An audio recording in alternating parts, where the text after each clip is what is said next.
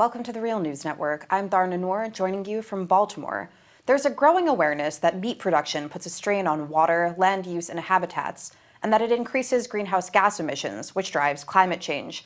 But few know the largest environmental impact actually comes from what the animals are being fed. To discuss a recent study on this topic, it's from the UK branch of the World Wildlife Fund and is titled Appetite for Destruction. We're joined by Duncan Williamson. He's the Food Policy Manager for WWF UK. Thanks for joining us today, Duncan. Well, thank you very much for having me. So, your recent report says that producing crops to feed livestock is putting an enormous strain on our natural resources and is a driving force behind wide-scale biodiversity loss. How does livestock feed actually have that kind of impact? Well, it's two things. It's the numbers of animals that we're producing globally and where we are growing the crops to feed them. So, for example, we know there's 23 billion poultry animals on the world at the moment, so enough for three animals each, basically. And most of these animals are grown in intensive systems, so they don't have access to the outside, so they have to be fed on something, and their feed tends to be maize and soy. And maize and soy is grown in very large monocultures, and that tends to be in parts of the world which have either already converted a lot of their land to agriculture, like in parts of the United States, which had previous biodiversity loss, or in areas of the world which are on almost what's called the agricultural frontier, like in the Cerrado in Brazil, where land that was originally rich in biodiversity has been converted to grow animal feed. So talk more about the scale of the loss that we're seeing and more about where its effects are the most pronounced geographically, where they're the most felt. Well, the scale of loss is huge. According to the United Nations, 60% of global biodiversity loss is attributed to the food system. Some of it is traditional because we're not blameless over here in Europe. We chopped down all our trees and got rid of a lot of our biodiversity many hundreds of years ago. So that's part of the historical biodiversity loss we look at. But the current agricultural frontiers that we talk about are often in South America. So if you look at Brazil, a lot of people think, oh, the problem is the Amazon and beef farming in the Amazon.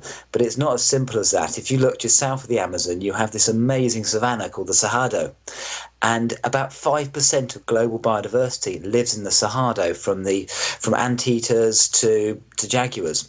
And it's one of the most rapidly disappearing landscapes on the planet. And it's purely disappearing so we can grow soy to feed poultry, pigs, and dairy cattle. And how much of this meat are people really eating for the impact to be so huge? Well, it's huge. We particularly in the Western world, we are eating more meat per person than we have ever eaten at any time in human history. We've never eaten this much meat. We've never treated it so lightly. I mean, an example would be like when I was growing up in the United Kingdom, I was brought up on a chicken farm. We had about 400 chickens, and that was a big chicken farm in those days. You'll have people listening who will just laugh at that. And we used to have chicken about once a month in the 1970s because it was an expensive meat and it was a treat. Now, the average person in the UK and the United States eats chicken every single day. And in America, I believe the total amount of chicken that's eaten per year is about 50 kilograms per person. And while we're at it, what's the impact of the industrial farming on the meat itself? How is industrial farming impacting the nutritional value of this meat? Well, what we've seen is that there's a lot of studies looking at this. The evidence is still a little bit grey in some places. But what we do know is that industrial meat farming uses a lot of antibiotics, which is one of the drivers behind antibiotic resistance in human beings. It is potentially a hotbed for zoonotic diseases, so animal diseases which can transfer into the human population. But we're also seeing other areas where the meat is becoming less nutritious because the animals aren't doing exercise, they're not being open to a varied diet. The meat has slightly less high quality protein in it, less nutrients in it, so you have to eat more to get the same nutrient hit you would have gotten from an animal that was, say, free range in the 1970s. And the meat tends to be slightly higher in saturated fat, which, as we all know, we need to be careful about. So people are actually eating more meat and getting less out of it. Yeah, that's probably the big thing. We're eating more, we're getting less, and that's one of the challenges. We haven't only been recently have we started to realise this, because the effects have only now become noticeable. So let's switch gears a little bit and take a look at a map that shows some of the animals impacted around the world. Can we really directly tie the Western meat diet to the impact on particular species? So this looks like sometimes the impact is on species on the other side of the globe. How is that possible? Well, it's possible because this map is looking at where the biggest biodiversity loss is around the world. And when you map it, nearly in every single place, the biodiversity loss is related to habitat conversion or overfishing. And the driver behind habitat conversion, which is things like deforestation, is without doubt the food industry. The most biodiversity rich parts of the world now tend to be in the south, so in South America, parts of Africa, etc. And those are also some of the areas of the world that the land isn't valued so much and tend to still be quite fertile. So they're the ones that are targeted for agricultural expansion. And the simple thing is they're the ones that's where we're growing a lot of the commodity crops like your palm and your soya. And those are the crops that are driving the current food system and are being fed to animal agriculture. So there are direct links. In the United States, of course, you grow a lot of soy and maize in your own country, and that is fed to animal agriculture. But areas it's grown are areas that, say, the Northern Great Plains, which used to be biodiversity rich as well, but a lot of the biodiversity has already been lost due to historic changing in land use. And additionally, your report actually links industrial meat to the extinction of some species around the globe. Could you talk a little bit more about that? Yeah, what this report's been doing is looking at how many animals have gone extinct, where they've gone. It hasn't actually named every single one because that would be impossible, because we don't actually know how many animals are going extinct. But we do know that the areas of the world where the greatest habitat conversion has happened, where it has been driven by animal agriculture, particularly the production of feed, we have seen associated extinctions. So our researchers, who over many years looked at this, have extrapolated that you can link some extinctions to animal agriculture, the same as you can link some extinctions to the British arriving in New Zealand and their cats getting loose and killing some of the birds off. Okay, so we've talked quite a bit about the impact on animal ecosystems, but what about the impact of industrial agriculture and industrial meat farming on people around the globe? What are the effects on indigenous and local communities? I mean, there's lots of effect. Again, it's really hard to definitely link some of these issues because we know they're happening, but they're often in places with poor recording systems, poor land rights, and that's quite challenging then to go, this is definitely what's happened. What we do know is land is being lost. People are having to move on from their land as it becomes more valuable to grow feed. So the traditional way of life is being lost. We do know that more and more people are starting to convert to the Western diet, which for all of its benefits, and we all of us love to have the occasional burger or have the donut, that sort of thing. But the problem with the Western diet is it's superseding traditional diets, traditional ways of eating, traditional habits within the family. As people are eating food faster, they're eating it on the move. They're no longer eating what their parents would have eaten or their grandparents would have eaten. So we're losing a lot of social cohesion as a result of it. And this is probably impacting on the choice of foods we have, the crops we grow, and how we interact as a culture. So we're seeing what people are classifying as a homogenization of the human population.